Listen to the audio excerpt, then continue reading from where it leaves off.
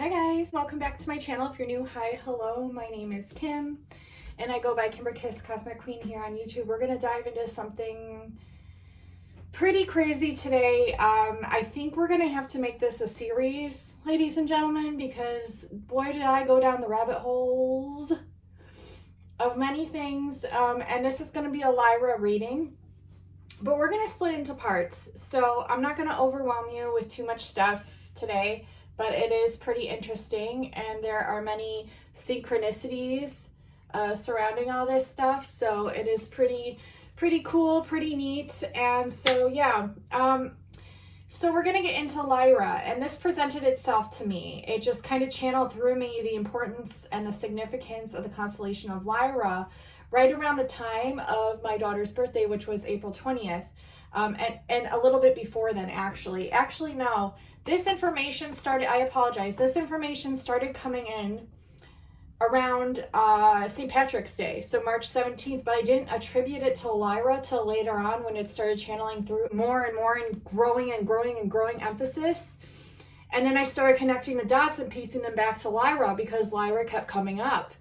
And yeah, it's really cool. So we're going to get into that today. And it's going to be a series, so I'm going to break it into parts, not to overwhelm you, but guys and gals, the stuff that I've discovered, uncovered, and learned from others who are very knowledgeable in a lot of these areas has literally shattered my reality. And so we're going to dive into some of it, and it's going to be pretty cool. So the first thing that we're going to go over is the numerology of Lyra, and then I'm going to get into the dreams, because the dreams thing is really crazy. And then we're going to get into other things about the mythology of the constellation and how they coincide with like synchronicities that I was receiving. So yeah, don't worry, not all these pages I'm going to be talking about in this, probably like 2 of them. I was doing a lot of digging. I am going to pull cards.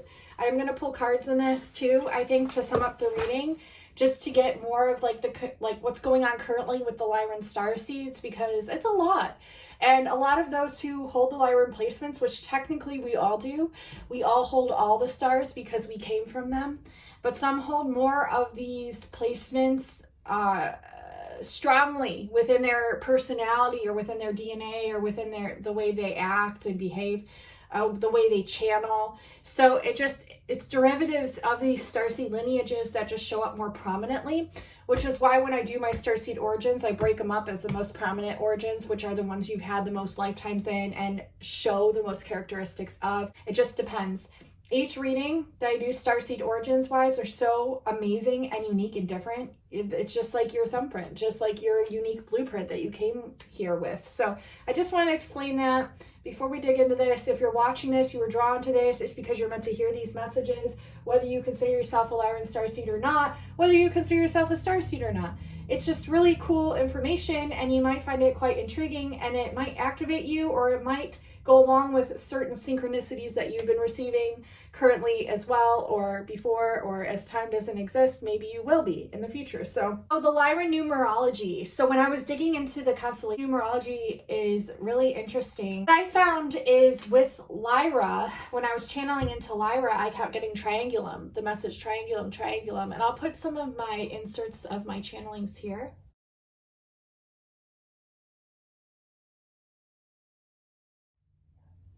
A dog's barking. Sirius is coming through. Sirius. So if we start channeling Sirius, Arcturus, things like that, that's why. The black dog is representative of the constellation of Sirius. That's why I like Sirius Black and Harry Potter. And you can use Harry Potter to actually reference some of these constellations and the codings of them, the characteristics. That's a whole other topic. I have a video similar to that. That's about Wizard of Oz, Harry Potter. You can check that out. I'll link it down below in the description. So Lyra Numerology, when I was channeling Lyra, I got triangulum. And I was like, why am I getting triangulum? So I found out that actually the constellation of Lyra forms the summer triangle with Cygnus, and inside of Cygnus is the Northern Cross. So very cool stuff. So that's why I was getting triangulum, because it forms the summer triangle. And when I was channeling into that further, I got Sumer triangle, S-U-M-E-R, like Sumerian. And a lot of like Pythagoras messages have been coming through, a lot of like 120 triangular messages coming through, 954, 369, as you know, Tesla, that's the key to the universe, and all these other things that have either been shown to me on my feed that are popping up, or that I'm channeling, or that other people are presenting to me. So I've met a lot of amazing friends along this journey so far, and I feel like it's only going to increase in the intensity of the synchronizations, because the synchronicities have been literally off the chart. I mean, they're happening while I'm talking with like 3 different people. They're all messaging me the same things at different times, like while we're talking. So while I'll be talking with one person, 2 other people private message me, and they pop up while I'm talking with this person. Say I'm talking with that person about time travel, and they're messaging me things about time travel. So, and it's like completely like, how would they even know that I'm talking about that at that very moment in time? So it's very cool how time does not exist. It's all happening at once, and the synchronicities are just a remembrance of that. Ooh, I love that message that just channeled through. So I don't know what's going to channel through here. It's going to be very interesting. But the significance of Lyra right now is because the Lyra Meteor showers technically started on my daughter's birthday. Coincidence? I think not. April 20th. And they're still going to be like fluttering in here, I think even through till May, if I'm not mistaken. But this is the main focal point like right now, and even like moving forward. So those essences, the downloads coming through, and then we had the solar flash yesterday. We had the solar flash yesterday. So all this plasma and this electricity from the sun, I keep getting that, the magnetism, the electricity, the plasma from the sun, and then also the Lyrids on top of that. It's just compounding this cosmic information through the light into our light body, and we're upgrading and we're receiving, and it's a lot of people receiving downloads. So the Lyra Numerology it's really interesting for the Triangulum galaxy, which I looked into because I got the word triangulum. And then later on, I found out it was the summer triangle. It has nothing really to do with the Triangulum galaxy, but this does coincide with it somehow. And it's the numbers. It's the numbers, okay?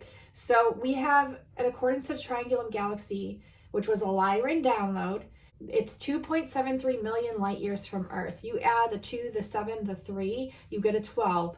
You add the 1 and the 2, you get a 3. And I'll take pictures of these. I'll probably have them up on the screen as I go, so that way you can see it broken down just really quick to get an idea of what I'm talking about. It is cataloged as a Meteor 33. So there we have 3 and we have 33. So 333. 333 also has built within this number, if you weren't aware, that I found out recently from a friend, is 369. Because you start at 3, you add the other 3, you get a 6, you add the other 3, you get a 9. It's 369. Okay, so there's Tesla. There's a Tesla imprint. And I'm going to mark that because I'm really digging into Tesla more and more for good reason. So yeah, I'm going to highlight that so I remember to reference back to that. It's also known as NG598. Okay, so the reason this numerology is important, there is significance to this, and I'll get into this in a second. NG598 is 5 plus 9 plus 8 is 22.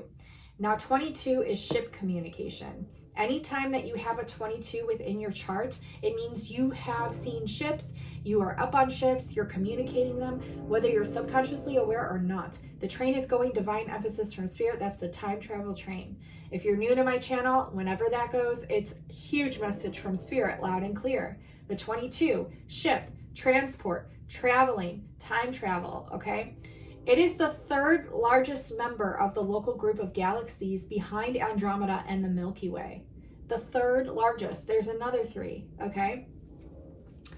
And then we have the Iota Trianguli, is a double star system, which is another 2. So we have 222 with the Meteor object and the double star system, 222. If you add that, you get a 6. If you break that down, you get a 33. We have another 33. So it's just the numerology, the significance of the 3s within Triangulum. You know, go figure. You know, was this done purposely? I don't know. I don't know how you can purposely determine that Triangulum is 2.73 million light years from Earth. I mean, that's a pretty scientific, astrological calculation. So just keep that in mind, okay? Remember, 22 is lightship communication, which I reiterated there, and there are 3 star systems with known planets. 3 again. Okay, so I did calculate how many times we see these numbers pop up, because that's significant too. So the numerology is communicating through me hardcore. And it started when I started digging into the Pegasian constellation, which is resonant of a 555. Okay, so numerology continued. So for Lyra, now we're digging into the Lyra constellation. This is where it gets really interesting, you guys. Really interesting, especially with what I just found out yesterday, which we'll be digging into. So we have Alpha Lyrae has a magnitude of 0.03. There's a 3. The constellation contains 6, breaks down to a 33, formally named stars. Lyra contains 2 messier objects. There's Messier 56, that adds to an 11, or there's NGC 6779 is another name for it, that equals a 29. What's 2 plus 9? It's 11. We have an 11, 11, 2 sets of 11, okay? This is significant. This is significant, as I'll explain later on. And Messier 57 is a 12. Okay, so it also has it has Messier 56, it also has Messier 57, which is a 12. 1 plus 2 is 3. This is also named NGC 6720, which is a 15 and a 6, which breaks down to 33. Okay, adds to a 33. So 57, 12 and 3, and 15 and 6 and 33 equals 3, 33, which is 333. That's another 369. Okay, so we have a lot of 369 within this numerology, and we also have a lot of 11, as you'll see. So M57 has 9 stars. 9 breaks down to 333. That's another 369. Okay, so M57 has 9 stars with known planets, calendrical time to the sundial. Okay, in the Isis book that I was reading, which is Isis Unveiled by Helena Blavatsky, Julius Caesar reformed the calendar. So Cygnus, Chaldean astronomer that corrected Caesar's mess of a calendar. Julius Caesar reformed the calendar. So Cygnus, the Chaldean astronomer, corrected Caesar's mess of a calendar. And what he did is he restored, what Cygnus did is he restored the 25th of March to 90 days. And if you break down 9, that's a 333 again. 90 days, making it correspond to the vernal equinox. Okay, so he kind of like lined it back up. And while the Europeans who landed in Mexico in 1519 were by the Julius Caesar calendar nearly 11 days in advance of the exact time. Okay, so it was 11 days in advance of the precise time. 11 again is of huge significance. Huge. So we go into this numerology continued, and Lyra is 52nd in size, occupying 286 square degrees. You add the 5 and the 2, you get a 7. You add the 286, you get a 7. You break it down, you get a 77. Located in the 4th quadrant in the northern hemisphere, you break down 4, you get another 22 again. So you're going to see how this numerology throughout the constellation in various aspects repeats itself. And why is this significant? Because the clues are in the numbers. It can be seen at latitudes between 90 degrees, which breaks down to a 333 again, and 40 degrees, which again breaks down to a 22. There are 3 meteor showers associated with Lyra. We have another 3. The Lyrids peak around April 21st, which we just had, and we just had April 20th, which I reiterated at the beginning, through April 22nd, which we have a 3 and a 22. 322 is March 22nd. That was the, the date of Jesus Christ's death. He rose on the 3rd day. And it was the date of Mary Magdalene's birthday, March 22nd. So we have 322 literally embedded within the numerology of this constellation. It's hugely significant. And you'll see like later on as I piece this all together, it's very eye-opening. The star Vega is 25.04, which is 7 plus a 4 is 11, again, light years from Earth. Vega was the first star to be photographed. It was first imaged on July 17th, 1850, which is a 7, a 17, 1850 equals a 29. What's a 2 plus 9? That's an 11. Okay, again. And Draper took the first photograph on August 1872. adds to a 26, adds to a 7. The star belongs to the spectral class AOV. Now, if you look at even the letters, in accordance to our alphabet and how it adds up, AOV, A is considered a 1, and a 1 plus a 4. So AO is a 1 and a 1, plus a 4 is a 6. Breaks down to 33. Then it has a northern pole star around the year 12,000 BC. Again, 12 is a 1 plus a 2, which is a 3. And it will begin again around the year 13,727, which again adds to a 29, which is an 11. Okay. And then number 29 in the alphabet doesn't exist. Okay, so that's significant as well. The 29 is repeated throughout this constellation. It's just something to note. It goes up to 26 instead of 29. And number 11 in the alphabet is a K, which is significant because that's my name. Kim is an 11. An 11 is very significant. If you've followed my channel for a while, and I go into the Wizard of Oz symbology and everything else in Stranger Things, who's the main girl in it? 11. Okay, and 11 is very symbolic, and not only symbolic, but it connects a lot of dots coinciding with this constellation and further mythologies, and the research and the information that's been presented to me on the daily coincides with 11 as well, the number 11. So Vega is 2.1, which is a 3, times as massive as the sun and only about 1/10, which you add is an 11, of the sun's age. So the Vega is 2.1 times as massive as our sun and only about 1/10 of the sun's age. So adding everything up, we have tons of 11s. In Lyra, we have tons of 3s, and we have tons of 7s. Galaxy, again, which was a Lyra download, we have 7 3s. And if you add, you get 222, which is a 6, which breaks down to a 33. And that you have 3 2s. And I'll get into the significance of that. So we have number 3 represents a symbol of something that's solid, real, significant, and complete. Omniscience, omnipresence, and omnipotence are the 3 of God's characteristics. We have past, present, and future, which are the 3 major divisions of time, which is significant moving on later on. And we have self-achievement, self-expression, things coming full circle, which is completion, also balance. And it's the number of Jupiter, which is hugely significant as well, because in the trailer of Stranger Things, at the end, they have the 4, which is the 4 with the little hook, which the hook is also significant because it represents the fish hook. But not only that, it's the symbol of Jupiter. And 11, so we have coinciding messages here. It's the number of Jupiter, which rules over Sagittarius. 3 equals positive energy, and the Holy Trinity is 333. And there's 3 primary colors. Primary. Okay, if you break down the etymology of words, it leads into so much, which we'll go into more. It's also service-oriented activities that'll benefit humanity. So we'll get into that, but I also want to go over the 2, okay? Because we have 7 3s and we have 3 2s. And this is symbolic of something here. So the number 2 represents harmony. It represents kinship. I would like to say it also represents soulmate relationships and twin flames as well. It represents cooperation, also balance, prosperity, teamwork. 2 is ruled by the moon. It's a life path. Number 2 is people born between the ages of 2 and 11 or 29. 2 and 11 or 29.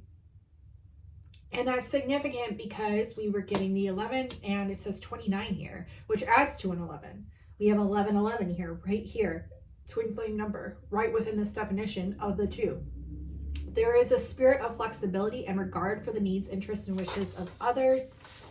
And I believe that's what I got for that. I didn't get to number 7. As you can see, I started filling this out, and I think my daughter had interrupted me at that point, and I didn't get to the number 7. But the number 7, what I know of it is a number of magic. The M on the palm of the hand, Mary Magdalene. Okay, magi, magician, magic. It's a number of power. It's a number of manifestation. It's like the number of the magician. If you look throughout the Bible, the 7 is repeated very many times. There's like 7-year cycles of things, accordance to like the tabernacle feasts and all kinds of things that I've been channeling in occurrence with Lyra that is coinciding with the numerology of it. So it's very cool how it's all adding up. So if we look at that number, and the 3 represents like the full encompassment of time, okay, and God knowledge, that omnipotence, omnipresence, it's almost like outside of like the human perception of what we can even perceive here on this lower plane of consciousness, right? But we can perceive because we are a part of it, right? We are of it. And so if we look at that and the 3s and this all-encompassingment of time, it's the manifestation of that. It's the magician work through that. Okay, so really cool, through the triangulum galaxy. And if we look at 3 2s, 2 is the number of that, you know, teamwork. 2 is that number of the moon, so emotions, but bringing them into balance is kind of like the temperance card almost, is what I'm kind of getting from it here. Cooperation, twin flame. And if you have a 3 and it's representing this all-knowingness outside of time of this, you know, unity consciousness, that's what we're getting with that galaxy. See how I'm like piecing it together? It's pretty cool. So gosh, how long is this? It's going into time already. This is just the numerology too. So we're going to go over Lyra's numerology. In Lyra, there's 6 11s. Okay, I didn't get to the number 11 here, but the number 1, I'll tell you, because 1 is a part of 11. So 1 is a sign for rejuvenation. It's new beginnings. It's future plans, new initiatives, personal strength, self-leadership, autonomy. It's also a karmic number because of the close association it has with the cyclic nature of life. So, you know, endings, it leads into the new beginning. So it's like coming out of that karmic patterning. And we have 2 representations of the 1. So it's a double emphasis on this. Okay, so it's interesting how this like twin flame number, I won't even say twin flame, it's more than that. It's new beginnings. Okay, so new beginnings and coming out of an old way of being. And this is, there's 6 of those. 6 of those. So what is 6? 6 is the number of finances. It's material possessions, anxieties in day-to-day life, humility, unconditional love. It's a number of motherhood. Okay, so it's this divine mother presence that's really emphasized here. And also it's like that nurturing into the new beginning. So it's not like clashing with like a very masculine approach of going into it, being forced into it, you know, even though karma can occur like that, but with this 6 attached to it, showing more of like a nurturing way going into it, and like an unconditional, open-minded, unconditional loving way into it. And also like having finances, definitely like I would feel like an increase in finances here with this message. Okay, and we're gonna pull cards also to see what else comes out, because it's more than just this. We have 18 threes. 18 threes within Lyra. You add the 1 plus 8, you get a 9. So I'm like, or in sets you have 9 threes, and that breaks down to a 3 3 3, right? So 4 threes within this broken down. But I'm gonna go over the 9. The 9, did I get to the 9? No. The 9 is completions. The 9 is also about foundation, they're telling me. So completions and of the foundation. So either totally completing a project is what they're telling me, or completely obliterating it. And with the 3, we have that omnipotence knowing of this. So it's like, see how amazing this is? It's like definitely the endings, but leading into a nurturing way of beginning. And if we look at the 4, because like I said, the 3 3 3 of the 9 breaks down in 3 3 3 threes, would be 4 threes.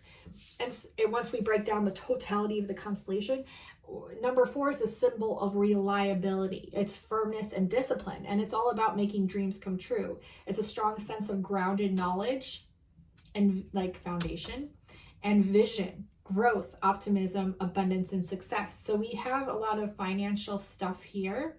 We also have grounded knowledge coming in and seeing with the vision. It's a strong sense of this knowledge coming in. It's all about making dreams coming true. Perhaps some of your dreams are coming true. Perhaps some of your channelings are coming true. Perhaps some of your visions are coming true right now. And it's also reliable, okay? And it's disciplined, it's firm, okay? So that's very interesting. It's like this all-knowingness of this knowledge that we've always known, and it's grounding it to the 3D plane. And we have 4 sevens, okay? And I didn't get to the number 7 again, but again, the number 7 is of magic. The number 7 is one of my favorite numbers, and it's very significant throughout all of history. It's definitely a number of magic.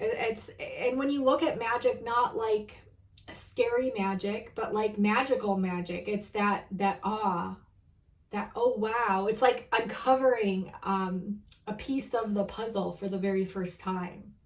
And we have a reiteration about the number 4 of this. It's like reliable. It's like we understand these synchronicities are going to keep coming in, and they're very magical, and they're helping us to ground this knowledge that we're receiving, even little pieces of it, into a bigger whole. It's the growth of our knowledge of our consciousness leading into a succession of this growth, leading into more optimism with this and understanding it and grounding it. Okay, so I hope that makes sense, which I broke down the numerology too, and I'll also post a picture of this while describing it. So yeah, a lot with the numerology, and it's really, really cool. But I had to go over that because I was like, wow, this is awesome. Okay, so we went over the numerology. Okay, now we're gonna go over the dreams aspect. So this is really funny. I've been having really weird dreams, you guys. Like, everyone has been. Literally everybody, even people that don't normally talk to me about their dreams, been messaging me about dreams. And we're going to talk about the dreams here in this section.